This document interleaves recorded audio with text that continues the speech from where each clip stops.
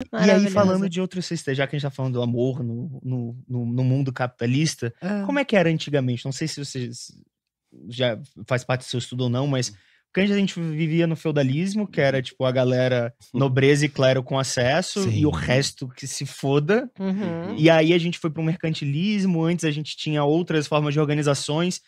É mais fácil amar hoje do que no passado ou continua tão difícil quanto? Fiquei Esses curiosa. acessos também são Curiosa. esses Me acessos traga números. por mais que ainda seja muito difícil amar, por mais que ainda tenha muitos recortes sobre o amar, hoje em dia ainda é um pouco mais acessível ou é tão ruim e preocupante quanto antigamente? Bom, a conotação do amor foi mudando drasticamente ao longo do tempo, né? No passado, por exemplo, muitos casamentos se dava por obrigação.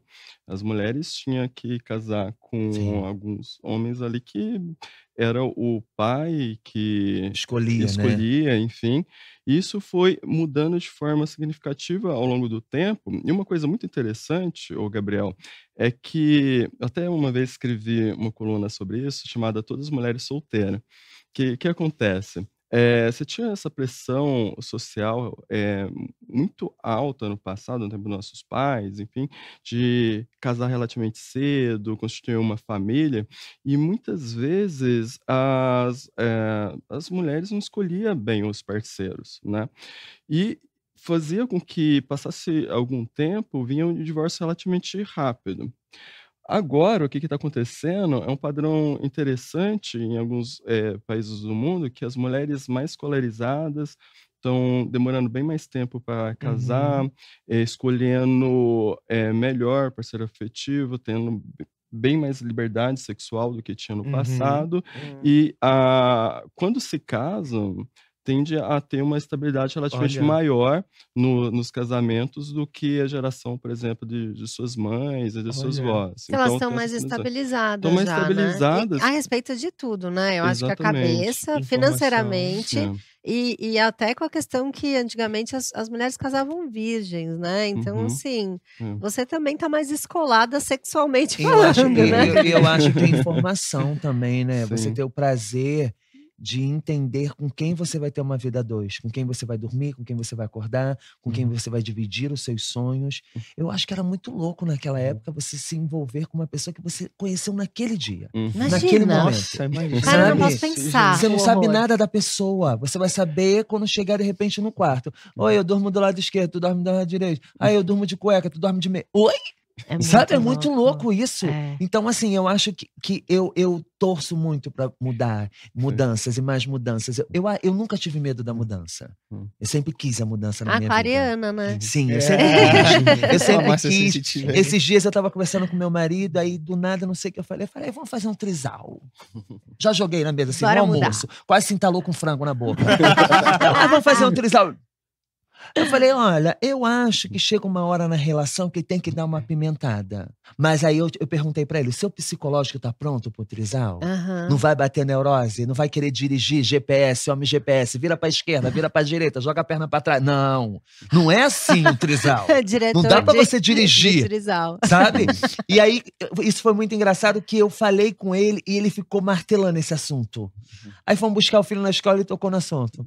Aí como é que é homem, né? Aí ele: "É isso mesmo que tu quer?" Eu falei: "Oi? Eu já tô em outro patamar, meu amor, eu sou aquariana". Então, assim, eu falei naquele dia, se engasgou com frango, morreu o assunto. E aí isso pro outro, numa relação, é meio doido, sabe? Aí ele sempre, quando a gente tem uma oportunidade, ele pontua assim: "Mas sem preferência?"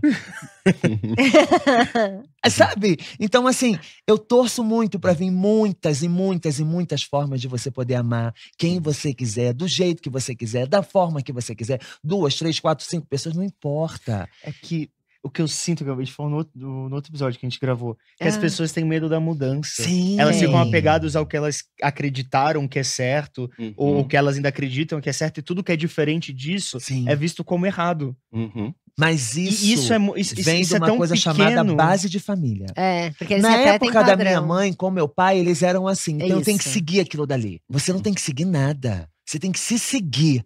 Você não tem que seguir naquela época. Que época que você tá falando? Eu tenho certeza que teu telefone não é um V3. Eu tenho certeza que você não tá com a calça jeans da época da faculdade, nem o corte de cabelo é o mesmo. Isso mudar Não mudou. tá de boa. Então, mudar isso é bom. E você, a sua mudança? É muito louco você ver pessoas numa relação que só o companheiro tá feliz. É muito fácil fazer o outro rir. Que momento eu vou dar uma gargalhada nessa relação? Sabe? Eu digo em relação em todos os momentos. É muito fácil meu marido me botar sentado e falar, ó, tem isso pra pagar, tem isso pra pagar, a gente não pode fazer isso, a gente... Aí eu me pergunto, meu Deus, que relação é essa que eu tenho? O cara não fala da minha unha, não fala do meu cabelo, não fala do meu perfume, não me procura na cama. Isso é uma relação? Isso é uma relação pra quem? Pra minha mãe, pra minha tia, pro meu primo? Pro outro achar que eu tô vivendo uma relação? Aí eu deixo essa pergunta pra vocês aqui e pra quem tá em casa. O que é uma relação?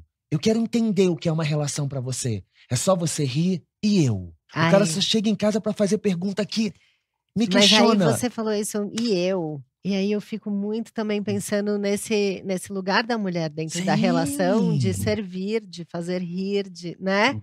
Que é um Porque lugar em alguns muito momentos, chato. gente, parece que a gente tá vivendo aquele tempo. Parece. Chega em casa, comidinha na mesa, casa cheirosa, as crianças sentadas vendo desenho, tira o blusão, joga no sofá, pode botar minha comida. Bota a comida, bota aquele copão, do nada pega uma garrafa de pimenta e joga pimenta e pá. Aqui. Aí quando você vai olhar, o cara tá todo abertão, dormindo lá. O cara não perguntou como foi seu dia. O cara não te deu um bom dia. O cara não reparou que você mudou o corte do cabelo. Que relação é essa? Eu digo para minhas amigas que às vezes só é ser feliz. Antes só do que mal acompanhado. Em relação às relações, uma coisa importante que tem que ter em mente também é que existe uma certa inércia, né, Sim. nas normas sociais, nas tradições, e isso leva naturalmente um tempo para ir mudando. Mas, por exemplo, quando a gente pensa a questão de gênero, ou até racial mesmo, não é só, por exemplo, discriminação interpessoal que vai afetar.